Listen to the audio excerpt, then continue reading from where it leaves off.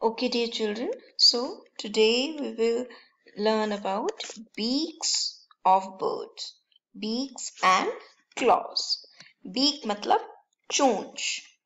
ये आप देख रहे हैं different birds have different type of beaks. अलग अलग birds की अलग अलग तरीके की beak हैं. Beak मतलब चोंच. ये बीक जो है ये इनकी as per requirement as I told you earlier as well जिस चीज के लिए नेचर ने इन्हें बनाया है जो इनका फूड हैबिट है उसके अकॉर्डिंग इनकी बीक है। जैसे डक है, डक पानी में रहती है। पानी में कई चीजें ऐसी होती हैं जो कि जैसे पानी लिया उसमें फॉर एग्जाम्पल फिश खानी है डक को या फिर कोई वीड खाना है तो पानी अगर वो पानी में से लेगी तो पानी तो पीते हैं ना, उसको तो खाना है। तो ये छोटा सा होल देख रहे हैं आप, can you see this hole? So this hole is for filtering. Filter करने के लिए होता है ये। जब वो पानी में से चीज लेती है डक तो खाने की चीज खा के और पानी फिल्टर हो जाता है, राइट? इसी तरह ये भी देखेंगे गल की, ईगल, क्रॉसबिल, नाइट हॉक, एविसिट, विडपेकर, पैरट, ये सारे जो बीक्स हैं ये इनके एज पर रिक्वायरमेंट है। जैसे ईगल है, eagle Yeats flash, it eats flash मतलब दूसरे जानवर को पकड़ के शिकार करके खाती है। तो obviously it has two tier the flash.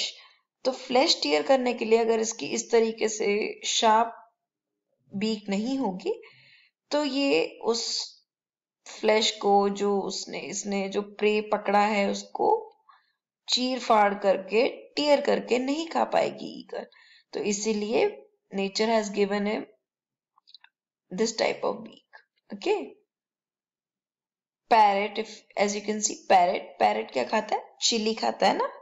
तो चिली या और ग्रेन्स ये चीजें खाने के लिए, जैसे मैंगो है, मैंगो का वो जो सीड है वो, तो सीड क्रैक करने के लिए उसकी इस तरीके की हुक जैसी एक ऐसी बीक होनी जरूरी है।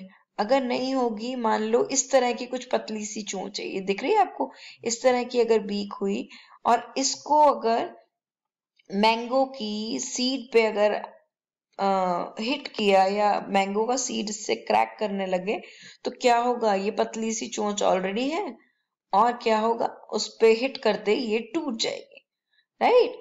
तो as per the requirement the beaks are formed by nature. They have given them beaks according to their needs, right? ये वुडपेकर देखो, वुडपेकर क्या करता है? What it does, it digs a hole in the trunk of a tree. पेड़ के तने में छेद करता है तो कंटिन्यूसली टक टक टक टक टक टक मार के। तो सोचो अगर इसकी बीक ऐसी इतनी छोटी सी होती तो कर पाता वो?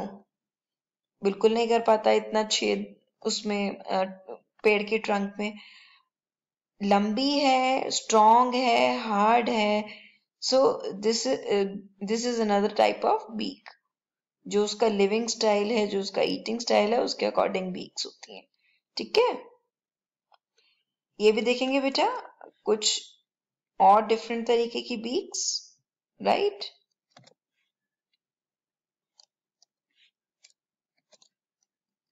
नाउ अच्छा, बीक्स हमने देख ली, लेकिन ये बताइए बीक्स क्यों होती है? बीक इसलिए होती है क्योंकि बर्ड जो होते हैं ना उनके टीथ नहीं होते हैं। बर्ड्स का माउथ नहीं होता हमारी तरह, लिप्स नहीं होते हैं, उनके टीथ नहीं होते हैं। तो खाने के लिए बर्ड्स बीक का यूज करते हैं, ठीक है? Now moving on to the claws, feet. जो पैर होते हैं बर्ड्स के, पैर भी डिफरेंट तरीके के होते हैं बेटा। जैसे the claws of bird differ in size and shape. Obviously जैसे बीक्स डिफर करती हैं साइज एंड शेप में, like beak differ in size and shape, similarly Claws or feet of birds are also different size and shape. They help birds to catch hold and eat their food. तो beak का function क्या था? चीजें खाना. लेकिन आपके claw का function क्या है?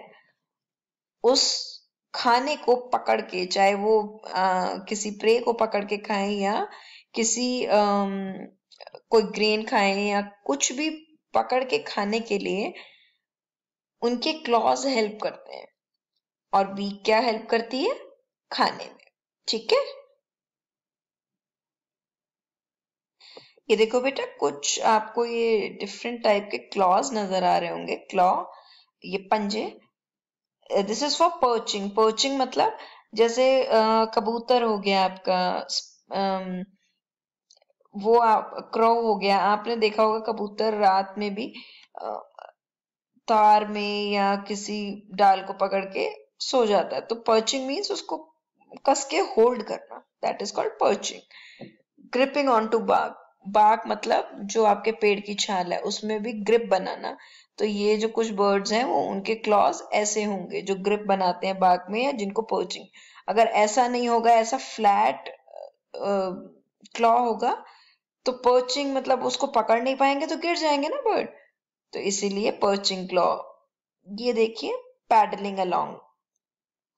जैसे डक है तो, या और कोई वाटर एनिमल है, स्वॉन है, उनके फीट ना ऐसे वेब्ड से होते हैं. ये देखो, बीच में भी हल्की हल्की मेम्ब्रेन होती है जिससे वो पेडल का काम करती है. पेडल मतलब पानी को पीछे धकेल के आगे बढ़ते हैं. तो अगर मान लो यहाँ पे ये बीच में मेम्ब्रेन ना हो तो वो उसका काम करेंगे नहीं, राइट. तो उनके जो फीट हैं, accordingly it is adapted. Okay. Hopping and clinging onto branches. जो branches पे, यानी शाखाएं जो होती हैं पेड़ की, उस पे कूदने फांदने के लिए, एक से दूसरी जगह ऐसे कूदने फांदने के लिए उनके पंजे, जो भी बर्ड्स होते हैं उनके ऐसे होंगे. तो बेसिकली ये पंजों की बनावट आपको मैंने दिखाई है कि पंजों की बनावट किस तरीके की होती है. ये भी देखिए, दो आपको और दिखाती हूँ मैं. Walking on mud. जो मिट्टी पे घूमते हैं, जैसे आपने हेन देखी होगी, कॉक देखा होगा, तो उनके नोटिस करना, उनके जो फीट होते हैं वो ऐसे होते हैं. Grasping hold of prey. Prey मतलब शिकार. शिकार को पकड़ने के लिए ये देखो, ऐसा एकदम क्लॉ होता है बिल्कुल शार्प, और उसके आप ये नेल्स देख रहे हैं, नेल्स भी बिल्कुल शार्प, ताकि कस के कचक करके एकदम से पकड़ लें, राइट. सो वो जितने भी बर्ड्स हैं उनके क्लॉ की जो फॉर्मेशन है या बनावट है वो इस तरह की होगी. ठीक है. Nowadays, as you can see, this is your assignment for today. आज का ये असाइनमेंट है. तो आपने ये देखा होगा कि बीक जो है वो किन चीजों के लिए यूज होती है? Filtering, probing, catching insect. Probing मतलब पतली सी चोंच होती है, तो जैसे फूल वगैरह में से नेक्टर लेना है या कहीं से कुछ पतली जगह से ऐसे निकालना है, so that is called probing. Catching insects, insects को कैच करने के लिए. क्रैकिंग सीड्स, सीड जो होते हैं आपके बीज होते हैं उनको तोड़ने के लिए. टीयरिंग मीट, फ्लेश खाने के लिए, मांस फाड़ के खाने के लिए टीयरिंग मीट. और ड्रिलिंग होल्स. देखते हैं आपको यहाँ पे क्या करना है. Observe the picture of beaks and claw, beaks of the birds given and name the birds. ये आपको बीक्स देखनी है और इसको नेम करना है. बेटा, जरूरी नहीं है कि आपको हर बार पिक्चर्स दी हूं. अगर आपको पिक्चर्स नहीं दी तो आप इससे अलग ऑप्शन भी लिख सकते हैं, राइट. तो जैसे फिल्टरिंग है, ये आपको देख के ही पता लग रहा होगा. This is duck. Okay. Okay, beta. So next we move on to the next one. This one is hummingbird. Hummingbird क्या करता है? वो पतली सी जो अपनी चोंच है उससे नेक्टर या ये सारी चीजें खाने का काम करता है. ठीक है. So next one, catching insects, sparrow. Next one is cuckoo and tearing meat, eagle and woodpecker. Better, so I hope you understood. If any problem, any doubt is there, now we can start our discussion session. Thank you.